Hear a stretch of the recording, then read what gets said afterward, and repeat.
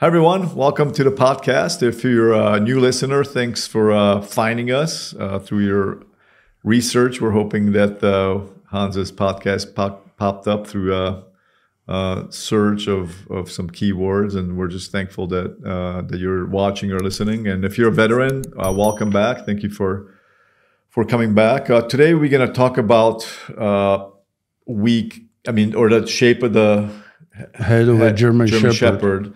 And more, you would correct shape, incorrect shape, weaknesses, strengths. Yeah, and we'll have some visuals. It's going to be short.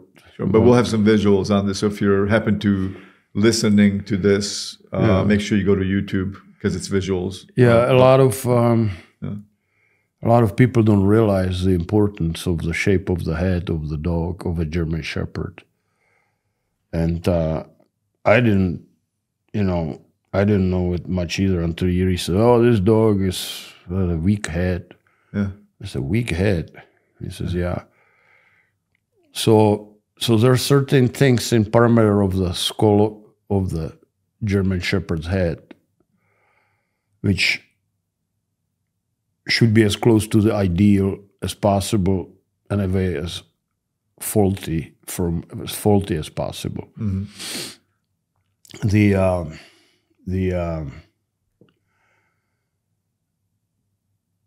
It's not just about bite. Of course, we want to have a scissor bite, right? Mm-hmm. That's not what I'm talking about. These days, we have a fake popular blocky German Shepherd head, which kind of looks like a Rottweiler head. Uh-huh. And really, they are not that blocky. What it is the nose is too short, right? So it makes it wide, blocky. Uh-huh. It's optical illusion of sorts. Okay. And what's important is that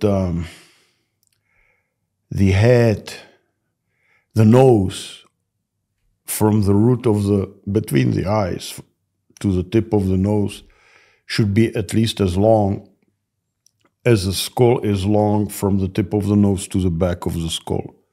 Like measuring at least as long. Okay. Anything shorter is faulty head. Okay. A lot of these so-called blocky head German Shepherds have a short nose. Mm-hmm.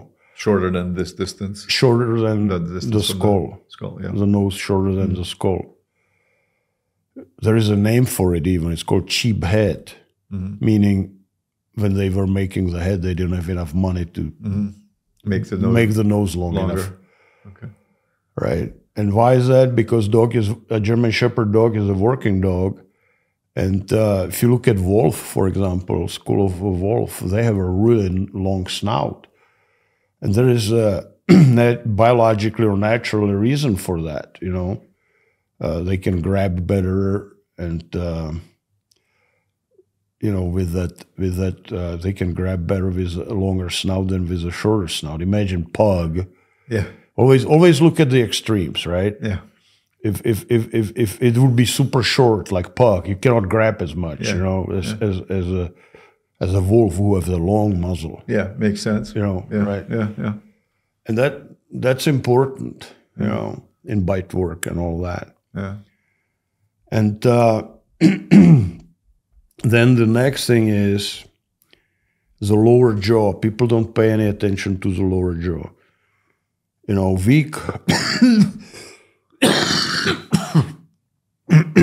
weak lower jaw is thin, right? So you want to have a strong jaw. So the jawbone should be massive. Sometimes you see these little thin lower jaw. That's in my opinion, quite a flaw. Okay. Flaw. Or fault, Yeah. So you want to have a strong lower jaw, right? Then the shape of the head should not be what we call collie head or landing strip head, which goes from the nose straight and there is no... Oh, I see. No notch, right? Yeah, straight.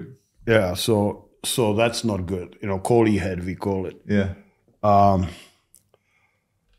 big, strong stop is not good either. It should be balanced. It should be, it should be there. It should be pretty pronounced. Yeah. But it should not be like a Rottweiler, for example, really, like a 90 degrees step. Yeah. Should be maybe more like 45 degree. More gentle. Yeah. But it should be there. Yeah. The ears should be up, parallel with each other. Ear set should be balanced. The ears should not be giant like on a fruit bed. We like a normal to shorter ears. Okay. And eyes should be almond-shaped and dark. Some people like yellow-colored eyes on a German Shepherd. It's a fault. It's a major fault. When you say yellow, like how you yellow? Yellow, like a wolf kind of yellow. I mean, yellow. Okay. Yeah, I'll dig a picture. Okay. That's a fault. It looks mesmerizing, but it's a fault. And people say, well, why is it fault? I said, well, because Max von Stephanitz said so.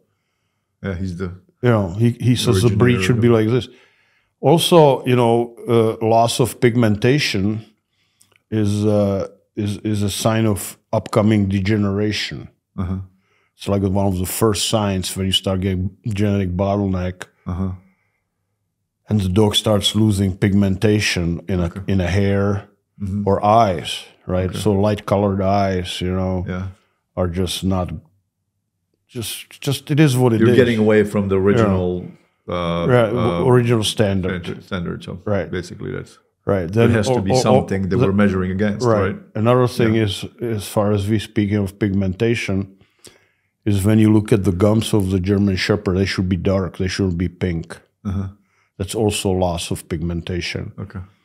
I remember in Czech there was valued dogs who had a dark blotch on their tongue. And you can see it still on some dogs. Yeah. And those dogs were more desirable just because of that. Dark blotch, because of pigmentation, that means strong genes. At least that's what it was believed. Resilient. And what else? If you enjoyed this content so far, please subscribe to our channel. Also, Hans has a podcast channel called Dog Training for Life. Check that out so you can listen to the audio version. I don't know. That's about it. On the head. Yeah. Well, of course, we don't want a pink nose. Yeah. Should be black. I should be dark brown. Yeah. It's bizarre now. That's like, because of the internet, you can look at imagery and it's just like, I mean, you don't know if it's Photoshop sometimes, but they look so bizarre. German Shepherds, it's like, oh my God, what is that in Japan or what was it? China. Yeah, they're really screwing it up. They turn these dogs. I don't know what the heck it is. Yeah, it literally doesn't. I feel sorry for those dogs, actually. Yeah. Yeah, it's pathetic. There's a reason why the it's a fad. Yeah, It's a reason for what? No, why is it happening?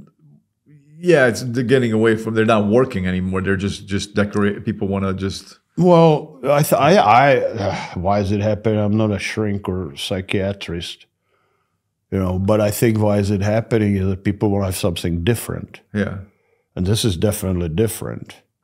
It's deformed, but it's different. Yeah. And it's different for a bad way, not a good way. Yeah, different, like stupid. Different, yeah, but it's different to me in stupid way. But to them, it's desirable different because it's different. People want to have white elephant. People want, look up this dog head. Oh, yeah. And for some reason, culturally or whatever, they may think it's pretty. Yeah. Because if you look at all these Chinese breeds, they all have kind of head like that, right? Big, yeah. Lhasa Apso and short snout and big forehead and yeah. Not all of them, but there's a certain tendency towards it. So, but it affects also their sense of smell too, no? Or does it? Well, smell, but also breathing. For example, the length of the nose being longer, that means tongue is longer, so they can deal with heat better. Because there's a bigger surface in their mouth you know. That's why the Frenchies and the real brachiocephalic breeds, it's called. Fast. Yeah, they overheat fast. Yeah. And you know, I'm gonna theorize. I can, you know, but the dogs, they smell not just through the nose, but also through the organ. I think it's called Jacobson organ, and they have like a smelling sense in the back of the mouth. So I think bigger the mouth, better they can smell. Makes sense. Yeah. You know? Yeah. It's like a lot of times I hear people who do tracking. They say, "Oh, my dog is tracking with open mouth. He's not smelling." Yeah, he's smelling because he's smelling with the mouth.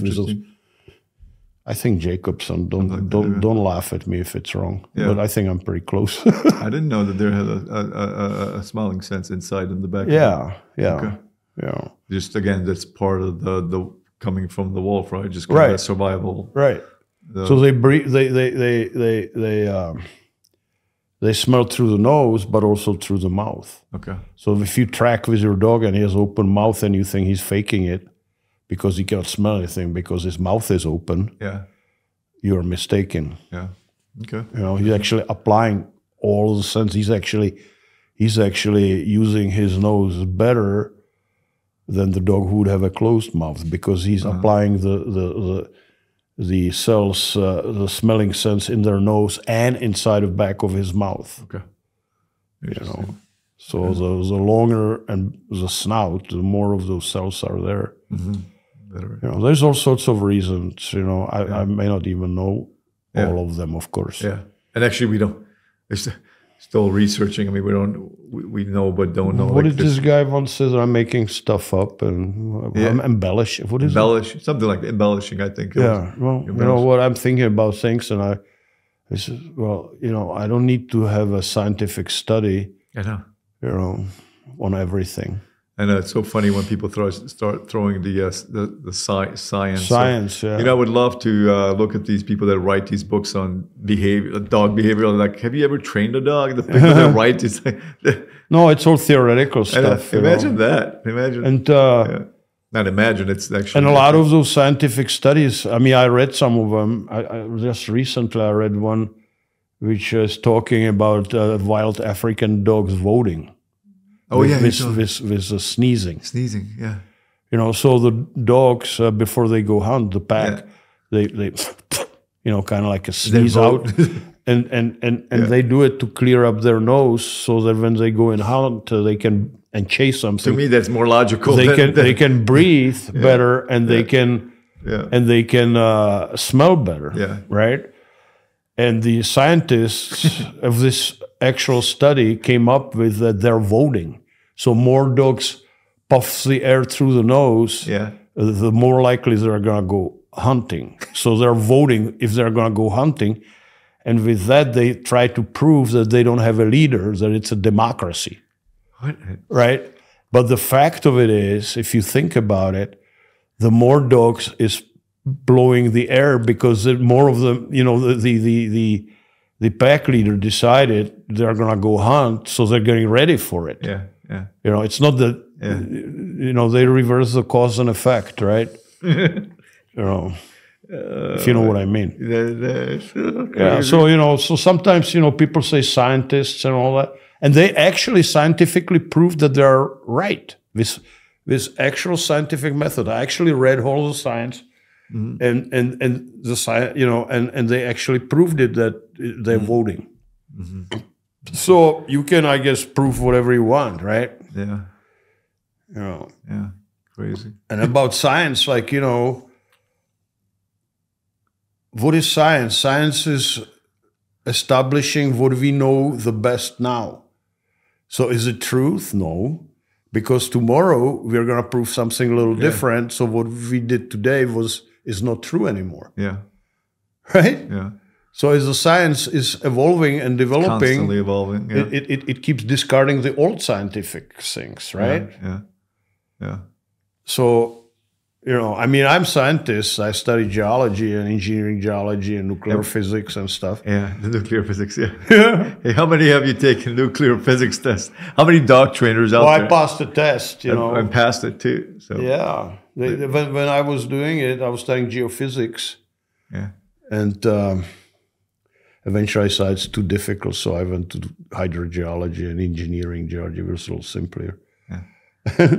But they gave us, for the exam in Charles' University, Prague, they gave us all the questions, 100 questions. But, you know, so you would think, well, I know all the questions, so that's easy, right? Yeah. Yeah, but those 100 questions contain like 2,500 pages of nuclear mathematics, physics. You know, so, you know, what I did, I memorized, because I couldn't grasp all that crap, right? Yeah.